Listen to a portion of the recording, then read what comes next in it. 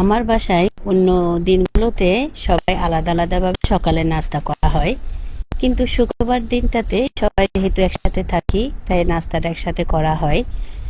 কিন্তু আজকে রান্না করতে মন চাচ্ছিল না, তাই ভাবলাম সহজ কিন্তু মজার কিছু করি। তাই প্রথমে খিচুড়ি রান্না করার জন্য আমি কড়াইতে সয়াবিন তেল দিলাম, পেঁয়াজ কাঁচামরিচ একটু ভালো করে ভেজে এলাচ আর দারচিনি দিলাম। তারপর এখানে চাল আর 2 রকমের ডাল দিলাম, মসুর ডাল, মুগের ডাল, সামান্য একটু আদা বাটা, স্বাদ অনুযায়ী লবণ, সামান্য একটু হলুদ, ধনে গুঁড়ো, জিরের গুঁড়ো দিয়ে চাল ডাল খুব ভালোভাবে কষিয়ে প্রয়োজন অনুযায়ী পানি দিয়ে ঢাকা দিয়ে রাখলাম। এদিকে একটা বাটিতে পেঁয়াজ, মরিচ আর একটু সামান্য লবণ দিয়ে ডিম ভালোভাবে ফেটে নিব।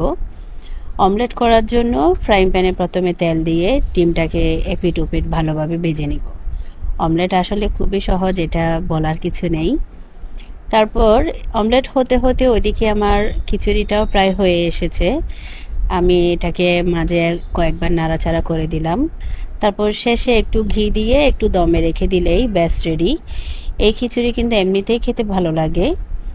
তারপরও আজকে আমি খিচুড়ির সাথে কিছুটা আচারও নিলাম। আচার খিচুড়ির সাথে খেতে খুব ভালো লাগে। আপনারা কে কে আচার খিচুড়ির সাথে খান জানাবেন। আজকে এই পর্যন্তই। ভালো থাকবেন সবাই। আসসালামু আলাইকুম।